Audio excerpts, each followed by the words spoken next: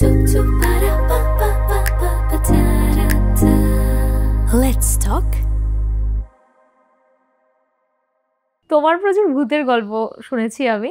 তুমি কি ভূতকে খুব ভালোবাসো? না, আমি না এরকমই একটা কথা বলতে গিয়ে ভূত দেখেছিলাম আর কি। মানে ভূত কিনা আমি নিজেও জানি আচ্ছা। না।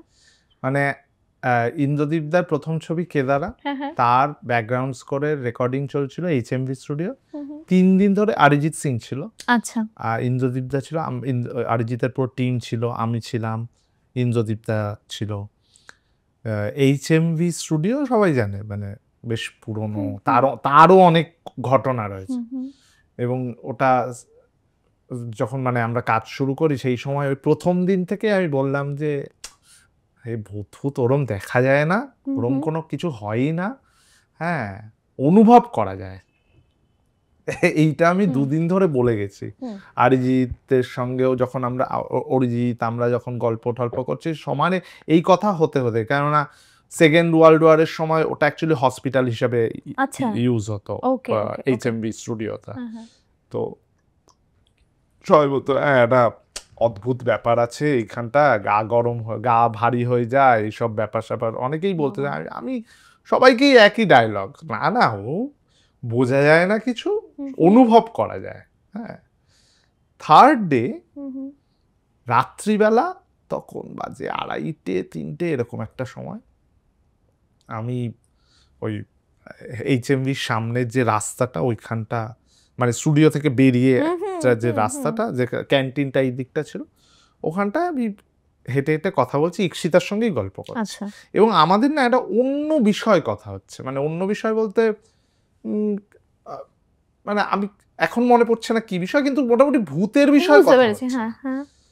হঠাৎ এরকম চলতে চলতে হঠাৎ আমার মনে হলো যে আমায় কেউ এদিক দিয়ে দেখছে, এবং এই মনে হওয়াতে আমি আস্তে করে চুপ করে যাই। আর আমার প্রচন্ড ভয়, এবং আমি বিশ্বাস করো আমি তার আগে এরকম ভয় আমি কোনোদিন পাইনি। আমার এত ভয় করতে শুরু, ওই সাহিত্যে আমরা পড়ি না, মানে ঘাড় দিয়ে একটা চরম ঠান্ডা স্রোত বয়ে গেল, আমার ঠিক সেরকম ফিল হলো। একদম আমি ওই ফিলটাই করতে, আমি এখান দিয়ে দেখছি, এবং আমি সেই সময় জানি যে আমি এদিকে ফিরবো, মনে হবে এদিক দিয়ে কেউ দেখছে, কিন্তু আমার কিছু করার নেই, আমি তাই করলাম। আমি এদিকে ফিরলাম, আমার মনে হচ্ছে এদিক দিয়ে কেউ দেখছে। তো এরকম দুবার দুদিকে তাকালাম, কিছুই নেই, কিন্তু অদ্ভুত একটা ভয় লাগতে শুরু করলো, যে ভয়টা আমার বলে বোঝানো সম্ভব না। ইকশিতা ফোনে, আমি চুপ, ইকশিতাও চুপ। ইকশিতা তখন শ্বাস নিচ্ছে ফোনে, আমার সেটা হেডফোনে, আমার আমার ওই ওর যখন শ্বাসটা পড়ছে তখন আমার বুকটা দাম দাম করে লাগছে, এরকম অবস্থা। হ্যাঁ, এবং আমি বুঝলাম যে আমি এখন যদি ছুটতে যাই আমি হয় কোনোভাবে পড়ে যাব, বা কিছু আমার হতে পারে। তখন আমি প্রচন্ড ঘামাচ্ছি, এবং তারপর আমি আস্তে আস্তে আস্তে আস্তে হেঁটে হেঁটে হেঁটে হেঁটে সোজা স্টুডিওর সামনে গিয়ে বসে পড়েছি। বসে পড়লাম, এবং তারপর ইকশিতা বুঝতে পেরেছে যে কিছু একটা হয়েছে। ইকশিতাকে বললাম ফোনে, টলার পর আবার কথা বলতে শুরু করেছি। তারপর বসে রয়েছে উল্টো দিকের যে বিল্ডিংটা, সেখানটা না পুরো অন্ধকার, আর ওই কাচের দরজা ফরজাগুলো কালো, পুরো ভেতরটা ওই কাচের, তো ভেতরটা অন্ধকার।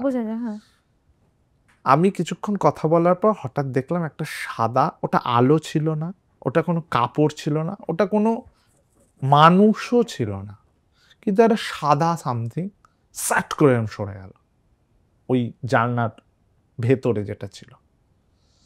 এবং যারা HMV মোটামুটি গেছে তারা প্রত্যেকে জানে যে ওইখানে রাত্রিবেলা কিছুই পৌঁছানো সম্ভব না, না কেউ পেছন দিক দিয়ে আলো ঢুকবে বা ওখানে ঢোকার কথা কোনো সম্ভবই নয়। ওটা কি রাত্রিবেলাতেই শুধু দেখেছো, দিনের বেলা কোনোদিনও ওরকম কিছু? না, দিনের বেলায় তো প্রথম কথা আমাদের রেকর্ডিং হয়নি, আর আমি দিনের বেলা যখনই HMV গেছি আমি কোনোদিন এরকম ফিল হয়নি, আমার কোনোদিন এরকম HMVতে এরকম ফিলই হয়নি।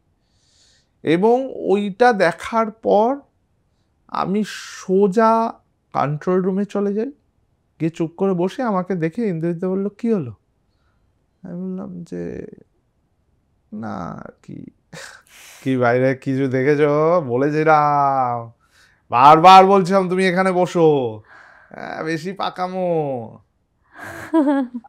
এবং আমার মনে আছে আমি এই ওই কন্ট্রোল রুম দিয়ে না বেরোলে একটা চোরা রাস্তা আছে যেটা আবার ওদের ক্যান্টিনে বেরোনো যায় পাশ দিয়ে।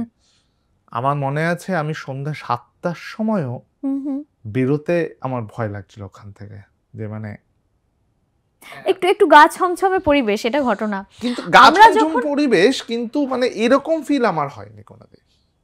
আমরা যখন পার্পলে ছিলাম তখন ওখানেও সবাই খুব ভয় পায় এবং অনেকের অনেক নাকি ঘটনা ঘটেছে। সকালবেলায় আমি রিয়াজ করতে যেতাম একদম 4 তলার উপরে, আর সবাই ঘুমাতো তখন। 7টার সময় উঠে স্নান ফান করে একটা ছোট ব্লুটুথ স্পিকার নিয়ে চলে যেতাম। আমার এখনো মনে আছে 2 দিন হয়েছিল, মানে যেখানে শুটিং হয় সেই ফ্লোরটা? না, তার অপোজিটের ফ্লোরটা আমি থাকতাম। হ্যাঁ হ্যাঁ, আমার এখনো মনে আছে সকালবেলা স্নান ফান করে হাতে একটা ফোন, ব্লুটুথ স্পিকার, লিফটের দরজাটা জাস্ট বন্ধ হলো, কারেন্টটা অফ হলো। আচ্ছা, তুই ভেতরে? আমি ভিতরে ফোনে ট্রাই করছি, ফোনে সিগন্যাল নেই। আমি এর থেকে বেশি আমি আমি আর কিছু জানি না, আমি ঠাকুর আমাকে বাঁচাও, জাস্ট বাঁচাও, আর কিছু জানি না।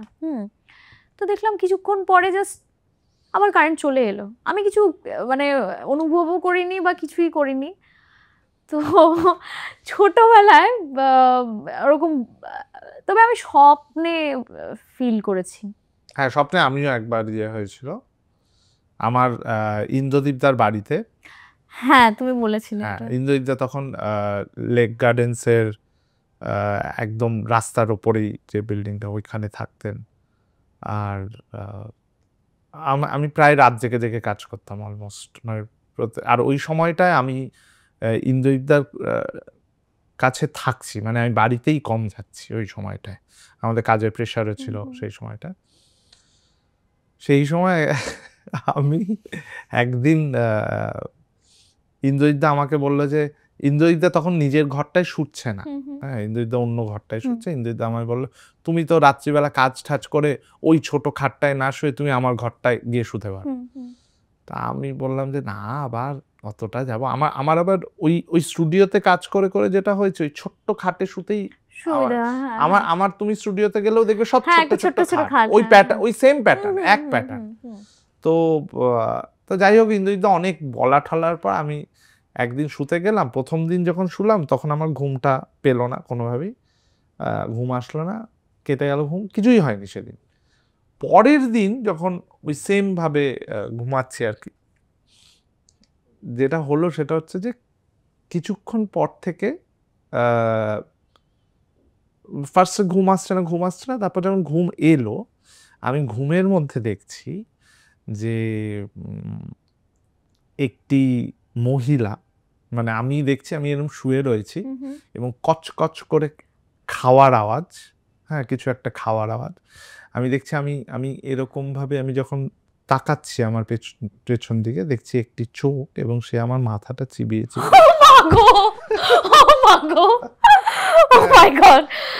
এবং হ্যাঁ, মানে আমি সেই চোখ এখনো ভুলতে পারবো না, এবং চুলগুলো হয়ে রয়েছে, এবং আমি কোনো ক্রমে মানে উঠতে পারছিলাম না, ওই হয় না স্লিপ প্যারালাইসিস হয়ে গেছিলাম। তো যাই হোক, আমি বালিশ ফালিশ নিয়ে পড়ি এবং বাইরে গিয়ে শুয়ে পড়ি, বাইরে মানে ড্রয়িং রুমে সোফায় গিয়ে শুই। এবং সেই সময় তখন হোয়াটসঅ্যাপ না প্রথম এসছে। তো হোয়াটসঅ্যাপে অনলাইন থাকলে আমাদের মিউজিশিয়ানদের সবাই একে অপরকে চিনি, যেহেতু ওই কয়েকটাই নাম্বার, তো এখন যেমন সবাই, তখন তো অত মোবাইল ইউজ হতো না। তো ওই আমাদের একজন মিউজিশিয়ান বন্ধু, সে মানে আমার দাদা স্থানীয়, সে দেখে আমাকে হঠাৎ লিখে পাঠালো, তুমি এত ভোরবেলা জেগে, কারণ আমি অত ভোরবেলা জেগেই থাকি না। তো আমি বললাম যে হয়েছে, তুমি বলো ইন্দ্রজিৎদা, বলো কিছু একটা গন্ডগোল আছে। তারপর ইন্দ্রজিৎদা উঠলো, তখন 9:30 9:30 বাজে। ইন্দ্রজিৎদা উঠে বললো, তুমি এখানে শুয়ে? তা আমি ইন্দ্রজিৎদা বললাম, ইন্দ্রজিৎদা কিছু প্রবলেম আছে, কিছু একটা প্রবলেম হয়। তারপর নাকি ইন্দ্রজিৎদা ইভেন মানে ইন্দ্রজিৎদা অনেক কিছু ঠিয়ে করে দেখেও ছিল যে ওখানে স্পিরিট একদম বর্তমান, এবং ওই বাড়িটায় নিচে একটি খুব জনপ্রিয় বিউটি পার্লার আছে, যে বিউটি পার্লারে গিয়ে এই ব্যাপারে প্রচুর গল্প শুনতে পারবে। মানে তাদের একজন নতুন কাজ করতে এসেছিল, প্রথম কথা তারা আগে উঠতে গেলেই কেউ না কেউ ধাক্কা মারে। হ্যাঁ, মানে একা গেলেই ধাক্কা খায়, পড়ে যায়। এবং তাদের একজন এমপ্লয়ি নাকি জয়েন করেছিল, তাকে বলেছিল একসাথে ওরা যখনই যায় ওই টাওয়াল ফাওয়াল মেলতে ঠেলতে একসাথে যেতে বলে। তো সে একা নাকি চলে গেছিল সিগারেট খেতে বোধহয়, এবং কিছুক্ষণ পর ওদের একজন মানে তাকে খুঁজলো এবং বুঝতে পারে যে সে নেই। তখন বলে ও কোথায় গেছে, বলে যে ও তো টাওয়াল আনার কথা। তো ওরা গিয়ে দেখে যে ওই ছাদের রেলিং দিয়ে হাঁটছে এবং কোনো নিজের মনে বিড়বিড় করে যাচ্ছে। এটা আমার বক্তব্য না, এটা একদম ওই বিউটি পার্লারে গিয়ে, আমি নাম বলছি না, কিন্তু ওই বিউটি পার্লারে গিয়ে যদি যারা মানে হেয়ার ড্রেসার রয়েছে বিভিন্ন তাদেরকে তুমি জিজ্ঞাসা করলে এটা জানতে পারবে। ইন্দ্রদীপ দাকে জিজ্ঞাসা করলেও ইভেন জানতে পারবে যে মানে এই ঘটনা ঘটেছিল কিনা, এই ঘটনা ঘটেছিল।